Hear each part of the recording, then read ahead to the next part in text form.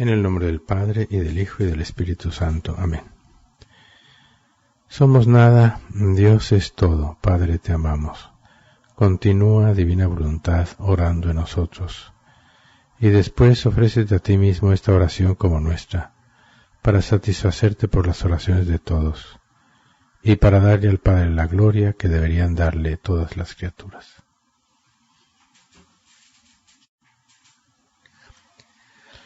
Padre nuestro que estás en el cielo, santificado sea tu nombre. Venga a nosotros tu reino, hágase tu voluntad, en la tierra como en el cielo. Danos hoy el pan nuestro de cada día, perdona nuestras ofensas, como también nosotros perdonamos a los que nos ofenden. No nos dejes caer en tentación, mas líbranos del mal. Amén. Dios te salve María, llena eres de gracia, el Señor es contigo. Bendita tú eres entre todas las mujeres, y bendito es el fruto de tu vientre, Jesús. Santa María, Madre de Dios, ruega por nosotros pecadores, ahora y en la hora de nuestra muerte. Amén. Dios te salve María, llena eres de gracia, el Señor es contigo. Bendita tú eres entre todas las mujeres, y bendito es el fruto de tu vientre, Jesús. Santa María, Madre de Dios, ruega por nosotros pecadores, ahora y en la hora de nuestra muerte. Amén. Dios te salve María, llena eres de gracia, el Señor es contigo. Bendita tú eres entre todas las mujeres, y bendito es el fruto de tu vientre, Jesús. Santa María, Madre de Dios, ruega por nosotros pecadores, ahora y en la hora de nuestra muerte. Amén. Gloria al Padre, y al Hijo, y al Espíritu Santo, como era en un principio, ahora y siempre, por los siglos de los siglos. Amén. San José, ruega por nosotros. Luisa, pequeña hija de la divina voluntad, continúa en medio de nosotros viviendo y difundiendo el reino de la divina voluntad. Madre Santa, alcánzales el descanso eterno, y brille para ellos la luz perpetua. Descansen en paz, así sea. Que las almas de los sacerdotes difuntos, por intercesión de María Santísima, descansen en paz, así sea. En el nombre del Padre, y del Hijo, y del Espíritu Santo. Amén. Estamos meditando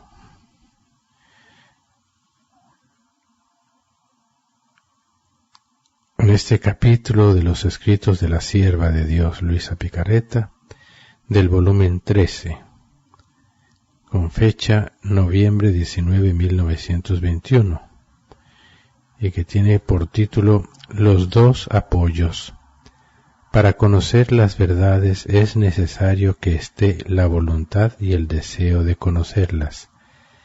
Las verdades deben ser simples. En la primera parte estábamos contemplando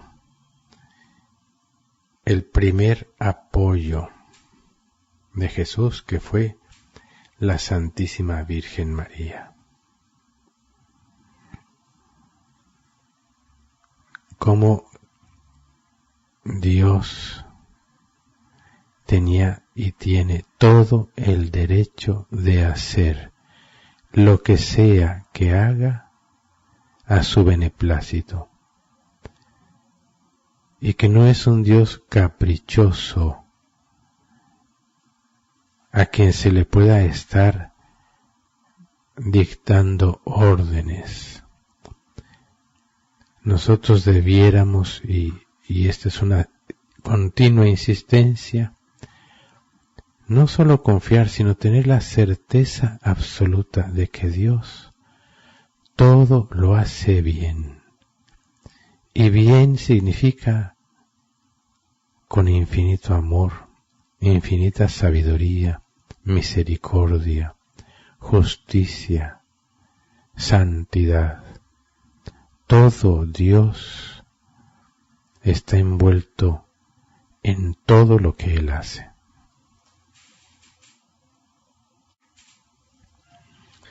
Qué importante es esto, es la piedra, la roca sobre lo que todo se construye, la esencia, la sustancia de todo. Y cualquier cosa que se salga de la verdad, de esta verdad, ya queda manchado y se constituye en una ofensa, porque atreverse a pensar que Dios se equivoca ya es una ofensa en sí misma.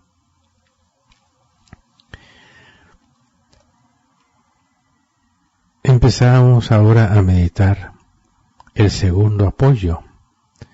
Ya vemos que Jesús miró a su derecha estando en la agonía del huerto, miró a su derecha y vio a su madre.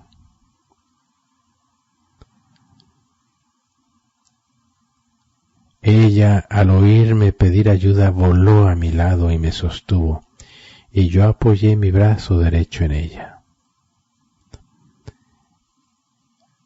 Y luego dice, después miré a la izquierda y encontré a la pequeña hija de mi querer. Te encontré a ti como primera, con el séquito de las otras hijas de mi voluntad. Entonces encontró a Luisa, pero en ella y con ella a todos aquellos que vivirán en su santísima voluntad. Esto es un honor, es un privilegio, es una gracia del tamaño, es que decir del tamaño del mundo, no, del tamaño de Dios mismo. Es casi ponernos al mismo nivel de la Virgen y de Luisa. Pero no es por nosotros, sino es porque Él pone en nosotros esa dignidad. Él pone en nosotros su misma potencia para poder ser apoyo del Omnipotente. Y dice, y así como a mi mamá la quise conmigo como primer eslabón de la misericordia, con el cual debíamos abrir las puertas a todas las criaturas, por eso quise apoyar en ella mi derecha, y a ti te quise como primer eslabón de la justicia. Aquí tenemos una de las misiones de Luisa tan tremendas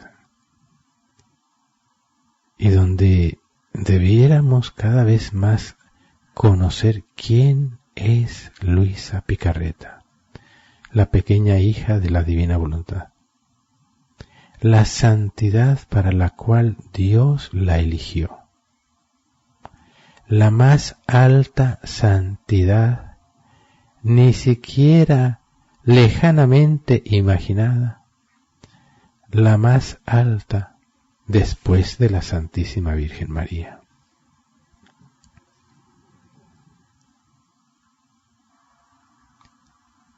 Primer eslabón de la justicia para impedir que se descargase sobre todas las criaturas como lo merecen.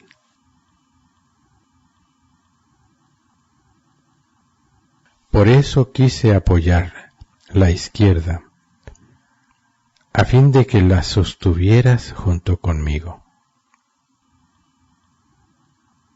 Jesús se complace, Jesús quiere, y si así lo quiere está bien, escoger a una criatura, Luisa Picarreta, para que sostenga con él la divina justicia.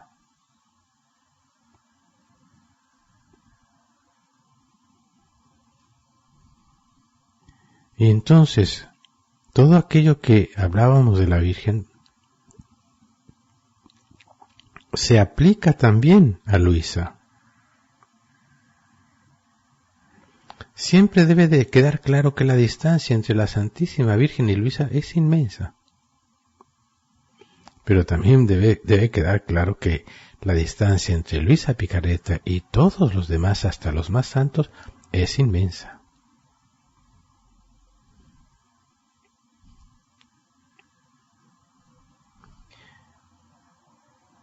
Luisa nace, sí, con la mancha del pecado original, es bautizada y esa mancha es borrada, es hecha hija de Dios por el bautismo. Y Dios empieza a trabajar en ella y Luisa empieza a dejar que Dios haga lo que quiera en ella. Estuvimos a lo largo de todo el año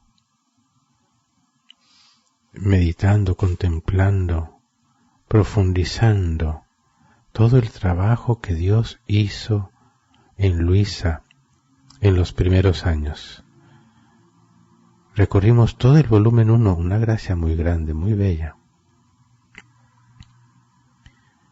Meditándolo, profundizándolo y viendo, por una parte, el obrar de Dios, por otra parte, la docilidad de Luisa, que es impresionante. Y a partir de ahí, aquí ya estamos en 1921, ya han pasado más de 20 años, Luisa viviendo, más de 30 años, Luisa viviendo todo aquello para lo cual Jesús la fue preparando. Y sigue Luisa creciendo en sabiduría, edad y gracia. Y ya desde el inicio la escoge para sufrir su pasión, para poder participarle su propia pasión. Decíamos, recordábamos aquella oración que Jesús mismo le enseña.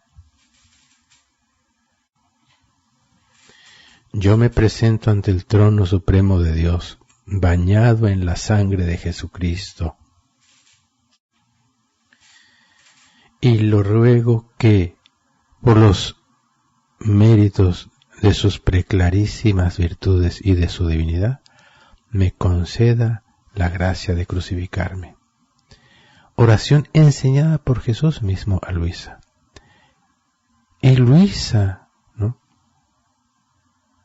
Hemos visto su deseo, su hambre.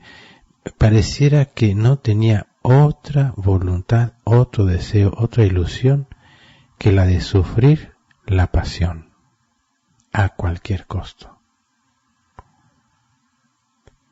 Parte de esa pasión ha sido que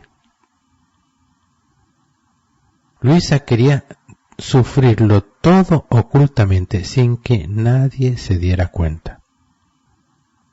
Pero Jesús le añade la cruz de que se debe saber, se debe conocer todo aquello que Él hizo en ella. Y de ahí en adelante comienza, ya recuerden, desde los 17 años que hizo aquella novena de Navidad, al terminar de hacer esa novena, Jesús la invita a hacer ya no 9 horas diarias de meditación, sino 24 horas diarias.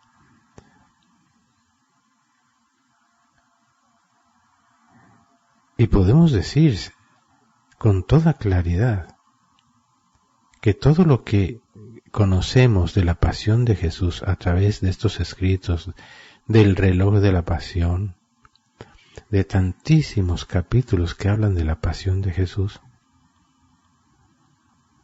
es demasiado poco. Pero si nosotros nos detenemos en cada uno de estos capítulos, así como hoy nos estamos deteniendo en este capítulo que habla de la agonía del huerto, podemos encontrar un tesoro de gracia, de bondad, de misericordia divina, de sabiduría, de toda riqueza divina, un tesoro inestimable, que como todos los tesoros, solo quienes lo buscan y perseveran encuentran. Pero hay que quererlo y hay que trabajarlo.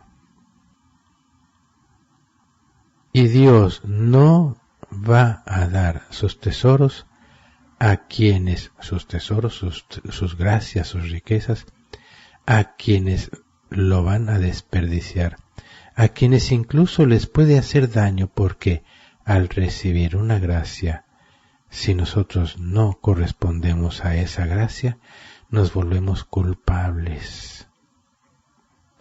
Y Dios por eso muchas veces, si no es que la mayoría de las veces, no da ciertas gracias porque sabe que no nos van a hacer bien. Que el bien que pueden hacer, que es un bien divino, no lo lograrán hacer, sino que más bien nos volveremos mayormente culpables. Luisa acompaña a Jesús, se vuelve sumamente dócil y empieza Jesús a aplicar en ella todos los méritos de su pasión. Eso que decíamos de la Virgen, todo lo que hizo Jesús merece fructificar. Todo lo que hizo Jesús produce fecundidad divina que a lo divino se multiplica infinitamente. Por eso nosotros decimos esa oración que la aprendimos de Luisa, y como tu voluntad multiplica todos los actos infinitamente, pensemos en Jesús. Todo lo que Él hacía se multiplicaba al infinito. Y todo eso, gracias infinitas, es que ya la palabra infinita se queda corta, merecen dar fruto. Y por una parte, todo eso dio fruto en la Santísima Virgen María, fruto completo, pero también de todo aquello que hizo Jesús y la Santísima Virgen como anillo de la misericordia, el primer eslabón de la misericordia, como dice aquí Jesús, todo eso produjo más gracias aún, todas ellas divinas. Y todo eso que la Virgen mereció para todos, es que nosotros vemos las cosas tristemente demasiado a lo humano.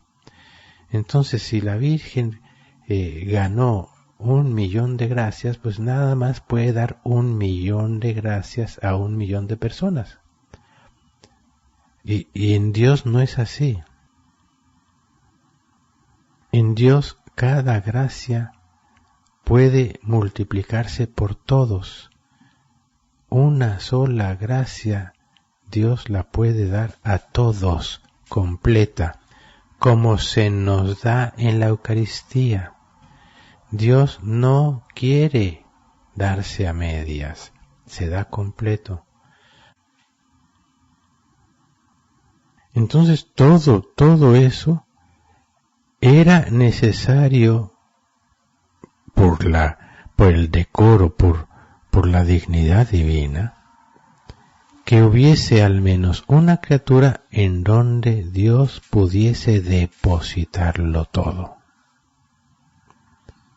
Y así encuentra a la pequeña hija de la divina voluntad y se apoya en ella, y en ella Dios puede hacer todo lo que Dios puede y quiere hacer.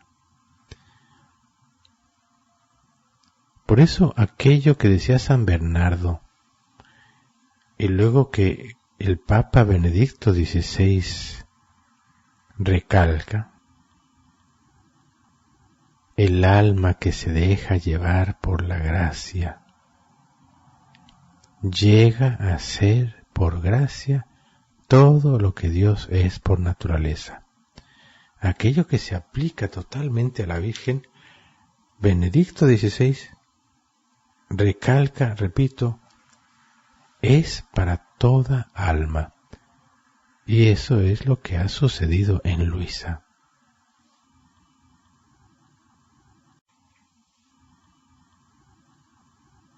Y Luisa entonces, con todo este flujo, todo este océano de gracias, que son vida, no son gracias estáticas, sino son vida y son vida divina, toma posesión de un poder divino, de una vida divina omnipotente, para apoyar, para que Dios mismo pueda apoyarse en ella. Es algo grandioso. Y de este modo también Dios se complace en participarle todo el peso de la justicia divina, y que Luisa con agrado, con gusto, no sin dolor, pero sí con el gusto propio del amor, del verdadero amor de Dios, toma todo ello para proteger a la humanidad entera que merece ser destruida. En cuantos capítulos de los escritos de Luisa vemos cuántos castigos Dios evitó a causa de las penas que Luisa sufría.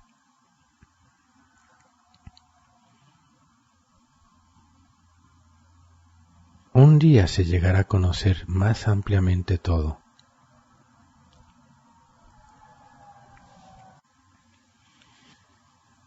Entonces, Jesús escoge a esta alma y, escogiéndole ella también a nosotros, el que quiera, el que se deje, para acompañar, para apoyar a Jesús en la agonía del huerto.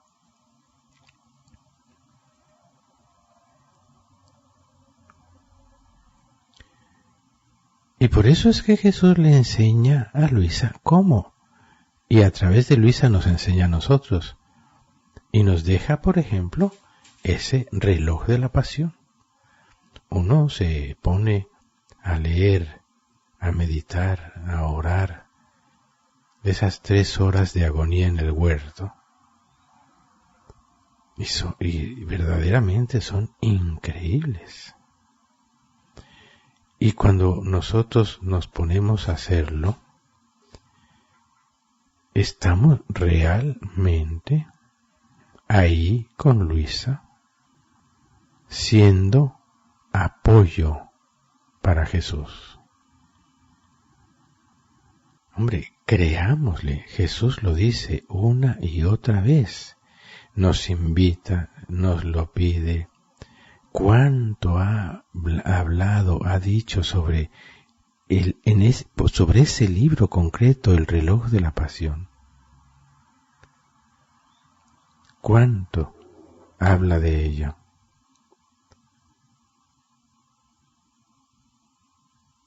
La divina providencia que ha querido que un santo, San Aníbal, haya sido quien le haya dado la obediencia a Luisa de escribirlo.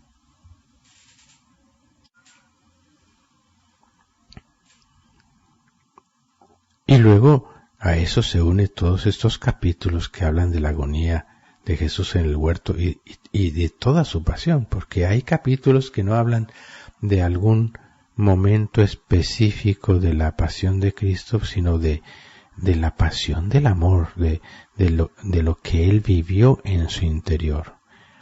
¿Y cuáles son esas enseñanzas? Jesús nos enseña lo que Él hacía en su interior mientras sufría su pasión. Y nos dona, digamos, su propia oración para que la hagamos nuestra y oremos con sus mismas palabras, con sus mismos sentimientos, con su misma voluntad, con su mismo corazón, con sus mismas oraciones, con su misma pasión por la gloria de Dios y por la salvación de las almas. Ahora, algo que sorprende grandemente, que un poquito decíamos en la charla anterior, dice Jesús a Luisa: entonces, con estos dos apoyos, yo me sentí dar nuevamente la vida. Es misterioso porque quiso Dios esta compañía y apoyo de la Virgen, pero casi que como si no fuera suficiente, aunque claro que era suficiente, sino que era parte de ese exceso de amor, de ese desbordamiento de amor, que necesitaba que fueran muchos y no solamente una. Y justamente ese devolverle la vida, ¿qué era? Jesús por el pecado sufría la muerte. Cada pecado. Al inicio de este capítulo lo leíamos: se me hicieron presentes uno por uno todos los pecados. Cada delito llevaba el sello de muerte a un Dios y estaba armado con la espada para matarme. Y verdaderamente moría. Pero al nosotros recibir el fruto de esa muerte, en primer lugar la Virgen, Luisa y nosotros, al recibir el fruto de esa muerte, en ese momento le estamos devolviendo la vida a Jesús. Vana habría sido su misma resurrección si, en primer lugar, nadie se hubiera enterado, y segundo, no hubiese habido fruto alguno. Si después de muerto y resucitado, ahí se hubiera acabado todo, ¿qué sentido habría tenido esa resurrección? Sin embargo, justamente vemos el fruto de la resurrección.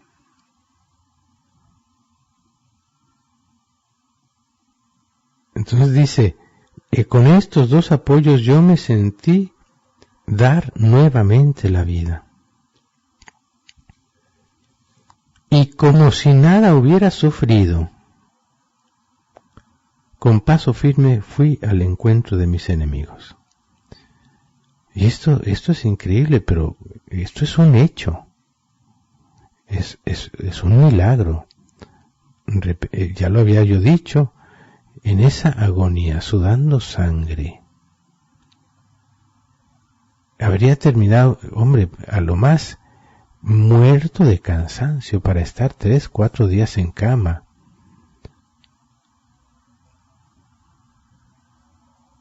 Para medio recuperarse.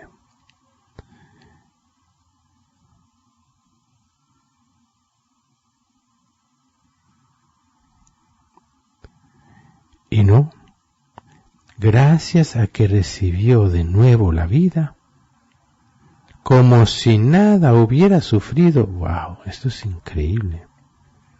Como si nada hubiera sufrido, con paso firme fui al encuentro de mis enemigos. Una vez más, es Él quien se entrega. Él va al encuentro. Y esto siempre sucede. Él viene a nuestro encuentro.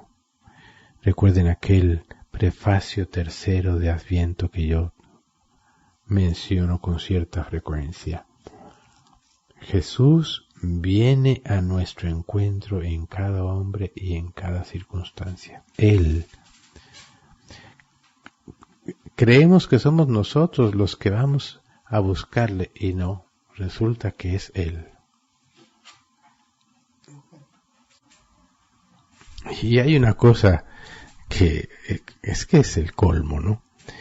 Cuando nosotros le damos apoyo a Jesús o consuelo, es más Él quien nos lo da a nosotros. En este prefacio, también en el misal, el prefacio común número 8, que es sobre Jesús el buen samaritano, dice así: porque Él, Jesús, en su vida terrena, pasó haciendo el bien y curando a los oprimidos por el mal. También hoy, como buen samaritano, se acerca a todo hombre que sufre en su cuerpo o en su espíritu, y cura sus heridas con el aceite del consuelo y con el vino de la esperanza. Él hace primero con nosotros lo que si nosotros quisiéramos y que debiéramos nosotros hacer con Él. Curar sus heridas con el aceite del consuelo. ¿Qué es el consuelo? ¿Cuál es el Espíritu Santo? Es el consolador, ¿verdad? El consuelo es la verdad, el espíritu de la verdad, el espíritu consolador. Y la verdad es Dios te ama. El amor con que Dios nos ama, amar nosotros a Dios con ese amor. Ese es el consuelo, cuando la voluntad de Dios encuentra su cumplimiento en nosotros. Ese es el apoyo, ese es el consuelo. Ese es el vino de la esperanza de que se difunda a todos este consuelo, para que, consolados, dejándonos consolar, consolemos a nuestra vez a Jesús.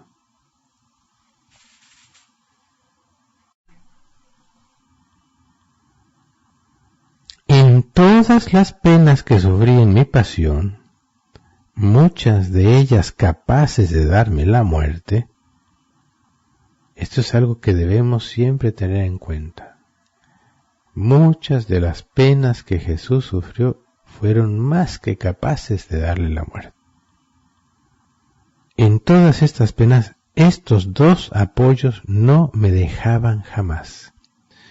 Por eso es que vemos cómo Luisa no se pierde un detalle de la pasión de Jesús.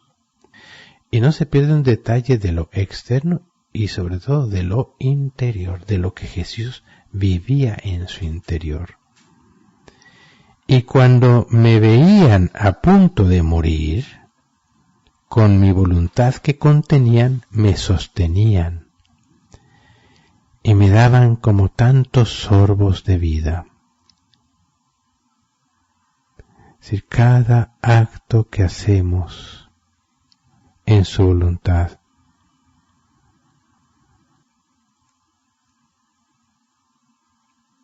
le da un sorbo de vida a Jesús. Y ese sorbo de vida lo recibe Jesús en todas las almas, y por eso, de modo milagrosísimo, es que el mundo no ha terminado de perecer totalmente. Porque hay, sí, un Jesús agonizante en la mayoría, pero ese Jesús que agoniza en el corazón de la mayoría está ahí agonizante, esperando a ser escuchado, esperando a que cada uno tenga algo de piedad, algo de compasión y quiera convertirse, quiera devolverle la vida a este agonizante. Y no ha muerto del todo este Jesús en agonía, porque primero Luisa, primero la Virgen, luego Luisa y luego todos los que vivan en la divina voluntad, le dan continuos sorbos de vida a Jesús.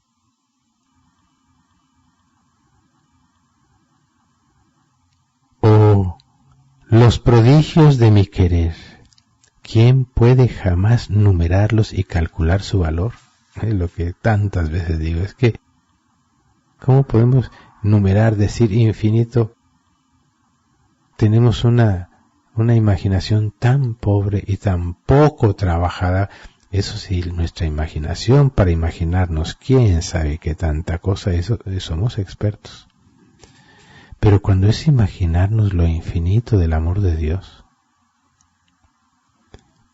¿quién puede jamás numerarlos y calcular su valor? Por eso amo tanto a quien vive en mi querer. Reconozco en ella mi retrato, mis nobles rasgos. Siento en ella mi mismo aliento, mi voz. Y si no la amase, me defraudaría a mí mismo. Sería como un padre sin generación, sin el noble cortejo de su corte, sin la corona de sus hijos. ¿Se dan cuenta? Fíjense, ese es el punto.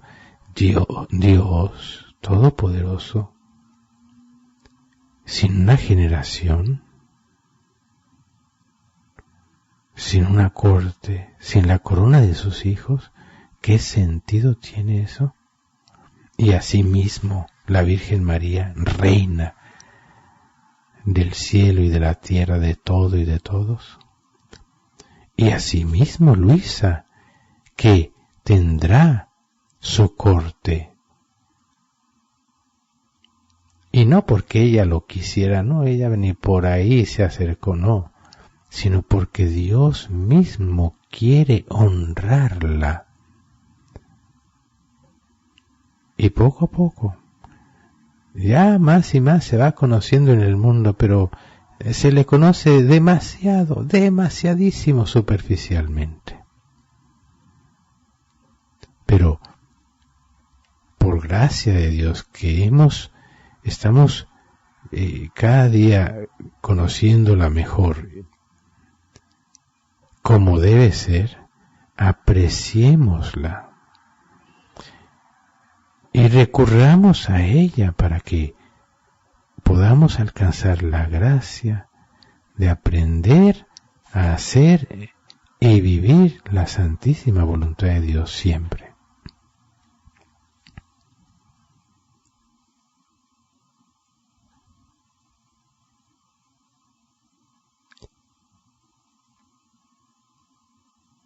¿Cómo podría llamarme rey sin la corona de mis hijos, sin generación, sin el noble cortejo de la corte, sin corona? Así que mi reino es formado por aquellos que viven en mi voluntad. Es un ejército formado por Dios mismo, a lo divino. Y este ejército tiene la misma voluntad de su Rey, que es la gloria de Dios y la salvación de las almas. Es un ejército que lucha con Cristo, por Él y en Él, por la salvación, no por el poder, no para tener más, no para presumir, no, para salvar almas. Así que mi reino es formado por aquellos que viven en mi voluntad.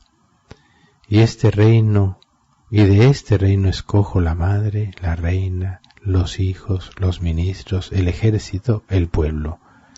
Yo soy todo para ellos y ellos son todo para mí. Este capítulo que habla de esta agonía de Jesús en el huerto y de los dos apoyos es sublime. Vemos aquí cómo también en la pasión de Jesús Él pensaba en todo. todo estaba envuelto en aquel momento.